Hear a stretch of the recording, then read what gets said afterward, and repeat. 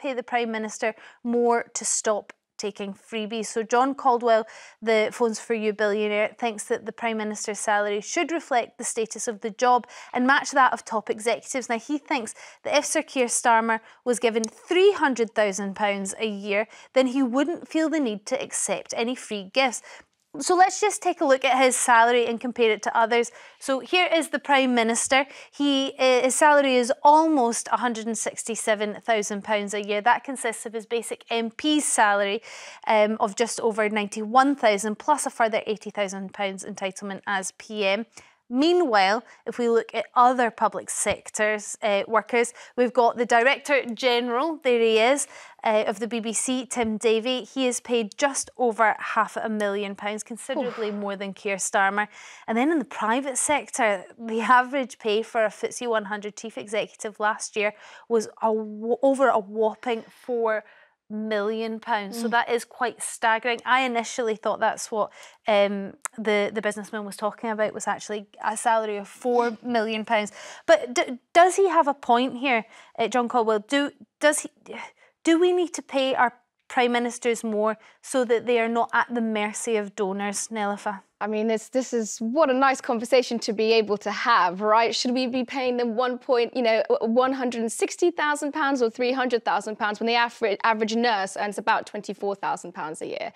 So I think a reality check must be put into place here, and we have to talk about the very privileged amongst us getting paid even more money for doing the job. He's a public servant, Storm. But there's public servants that are paid a lot more than him. He's a public servant of the highest order. He is the #1 person in this country. He directs us, and he has 5 years to enact laws that will affect us all in some way. Most prime ministers, Theresa May, for example, Boris Johnson, Tony Blair, the biggest example that I can think of, they make their money on the way out. They make millions upon millions on speeches, on consulting fees, on writing books. And so the PM job, if you're going in to become a prime minister because you want to earn a bunch of money and you think this difference is going to do that, it's not. They make their money on the way out. Starmer knows this, and I don't think he's any different to any other politician, by the way. I think he's, of course, going to make a mint on his way out. And it doesn't make any sense to pay them more. That money could do far more good being paid out at a lower level than increasing the Prime Minister's salary. £300,000, would it make much of a difference to him? Well, I think what we've actually got to do is change the rules. And we've got to change the rules as to how donors play their part within politics and what people can use their money for. Absolutely. Whether it's £167,000 or £300,000 or whatever, I still find it nonsensical that we have chief executives of local authorities being paid twice the amount of the Prime Minister. The fact that you've got Tim Davie, being paid £525,000 to be head of the BBC. Look, it's a difficult job to do. And frankly, his counterpart at Channel 4, which is still owned by us, the state, is paying double that. And that's, you've got a sort of the small Channel 4 compared to the BBC, which is a much bigger and more complicated organisation. You've got people, in the most ridiculous non-jobs being paid hundreds of thousands of pounds up and down this nation. So, do I take your point? Should we or could we use public money better and spend it better? Yes.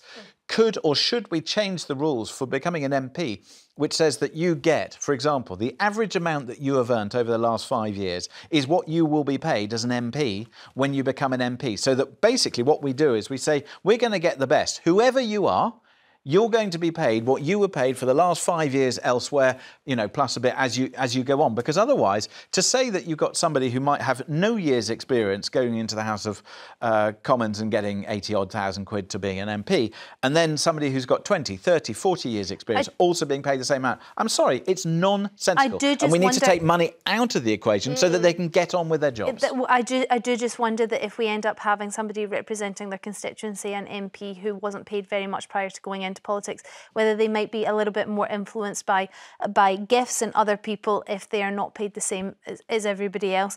But do stay with us, because we'll be taking your calls on this after the break, and then we're going to go straight to the phone lines and speak to Sally from Lincolnshire. Sally, do you think paying the Prime Minister a little bit more would be sort of appropriate considering his job? No, I don't. He knows basically what the salary is going to be when he takes that on. And I don't think he should be entitled to freebies. I've been a carer for over 25 years. We're on minimum wage. We're not allowed to accept any gifts or any freebies. I mean, even at Christmas, if a client wants to give us a box of chocolates, we have to actually okay it with the boss if that's acceptable. And if she says yes, that's fine, we can have it. But we're not allowed to accept freebies, so why should he? I do understand the frustration of that, but what about when it comes to his football tickets, for example? He's in a box. Now, he says that gift was actually received. He already has a season ticket, but that gift was received because if he is in a box, the taxpayer is paying less in terms of security, so it's actually costing the taxpayer less.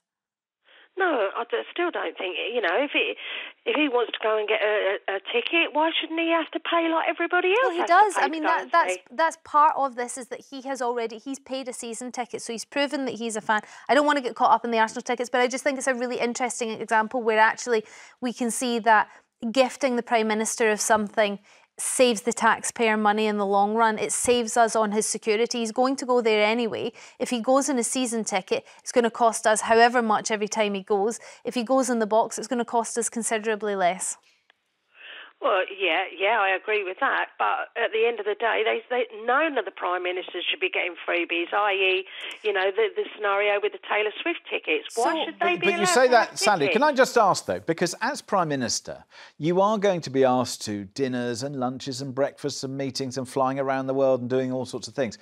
Do we not have to accept that in certain jobs there are going to be things? And then I agree, there is a difference between going to an event because it's helpful to either meet people or see something and going to an event just because you fancied it and it was a bit of fun.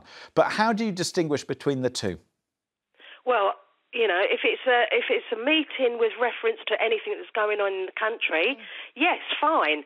But going to a Taylor Swift concert or to a football match or whatever that doesn't mean that that's part of your Prime Minister duties, does it?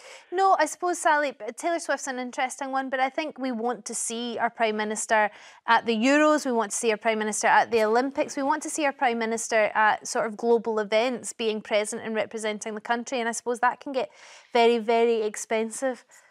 Sorry, just to mention freebies-wise, one thing we're missing out, he lives rent-free in London. He lives in social housing, as far as I'm concerned. We pay for that place. It's got very expensive wallpaper. He's got very expensive... And Sally, to your point, there's way more than one freebie that politicians get, and the Prime Minister gets to live rent-free in London when most people can't afford their first houses. So let's just take this into consideration. Like, he's getting a lot. You haven't even mentioned the country houses. Oh, the checkers and the chevenings and the whole thing. I mean, one of the... What is it? Rooms and rooms and rooms, which means that they've got loads and loads of staff. And, wouldn't it be nice to be invited to one of those? And we should pay him more. Patricia from Hampshire, what do you think about the gifting and how do we need to reduce it, actually? No, but I don't think he should certainly earn any more. As has been said, he lives free. He doesn't pay heating, lighting, insurance. He doesn't pay for cleaners. He doesn't pay for when he's driven anywhere to anything official because that's paid for. He doesn't have any expenses. He can rent his own house out for 5 years and get that money. So what does he actually have to pay for? The clothes he stands in and his family clothes. Well, I wonder, Patricia, so we have it... I was going to say an unusual situation. It's not. It's a completely normal situation of a Prime Minister who is incredibly well off in their own right.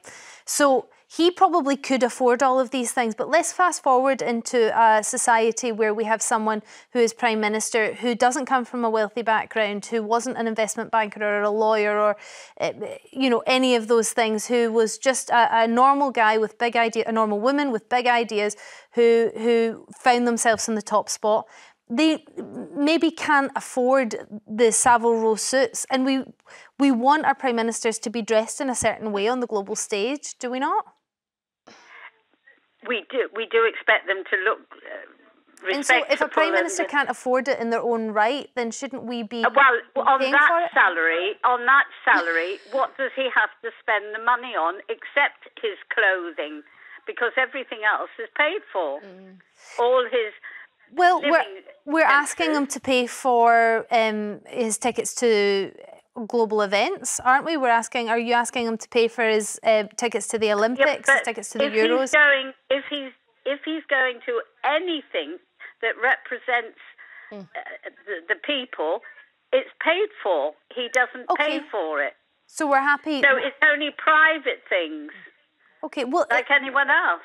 In that case, then, Patricia, I suppose it's probably going to cost the taxpayers a little bit more money. Well, when he goes to represent this country, that is paid for. He doesn't pay for it. Well, no, I suppose not every time. Some of these will be gifted and the taxpayer won't have to foot the bill for it at all. I mean, if he goes to a meeting in Switzerland, that is part of the job. And he won't be alone on that plane. He'll have his people around him that will go with him. But I think the point about gifting, though, is quite important. Because, say, for example, if the Prime Minister does want to go to the football or whatever, that's absolutely fine. We have to accept that anybody who is Prime Minister is going to be some kind of target. And by the way, they will get security for the rest of their lives in some shape or form, that security detail. And a pension. And a pension and all that stuff. So I think we have to accept, or he has to accept. I thought it was a bit, you know, when he started to talk about, oh, well, it's much easier on the taxpayer to not do this. I actually think it would send a great message out to the, you know, to the rank and file saying, this is the season ticket that I bought. This is the club that I want to go to. I still want to come here. I'm sorry if we had to bring a little bit more security, but I'm going to be part of the crowd. Go for it. What about the argument, though, that we might get a more representative House of Commons? Nothing is free, Storm. So when something is gifted to the Prime Minister, it doesn't, because it doesn't have a price tag, doesn't mean that it didn't cost something. So when someone gifts something to the Prime Minister, or suits to his wife, or tickets for his kids, whatever it might be, there is an assumed reciprocity there. Right? So they're giving it because they want something, or they want to curry favour, or they want to look good. They want to be seen to be close to the Prime Minister. Nothing is free. Is that always the truth? No, hold on. Because there's no monetary value, because the £6,000 suits or the tickets, they might not cost anything to the public, but it does have an influence. And that can't, I mean, no one can disagree with that. Why would you gift a Prime Minister something unless you expect something? Why would you gift a family member something? It's not charity. But hang on a second. You've already got somebody who is in the House of Lords, so he can't get any more.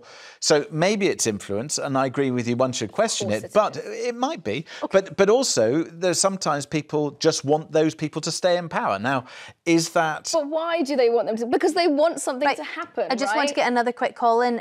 Patricia, thank you for your call. Oh, my calls have gone away. Have I not got time for another call? Douglas, can I speak to you? You're calling from South Lanarkshire. Yes, indeed I am. Can you hear me all right? I can, yes. What's your thoughts on this? I've only got a minute. Well, quite simply, actually, if he would publish his expenses, then we would know what we're dealing with. There may be a case for more for him, but I don't know how he managed with his MPs based on that. But will they also publish his expenses, his personal expenses? Yes. Okay. So you just want more transparency. You're quite happy to be gifted things. I mean, you do have to be open about things that you're gifted, but which is why we find out about a lot of these... Give me that chance one more time. Yeah. We know what his salary is now, and that's supposed to be a pittance by his reckoning. But what we want to know is, what is his personal expenses? That's what, then we could make a judgment of what he was dealing with. Well, we do kind of know his expenses. Well, I mean, everything is written down. Well, we do, but we're never going to get the full chapter and verses, because I think if there was full disclosure on exactly how much all these houses and, you know, grace and favours and all the meals and the things and the dinners and the lunches and the breakfast and all that were costed, I mean, we'd just be flabbergasted and horrified. So we're given a sanitised version to make us feel better. Douglas, thank you very much, but more transparency is something that's often called for on this show. Now,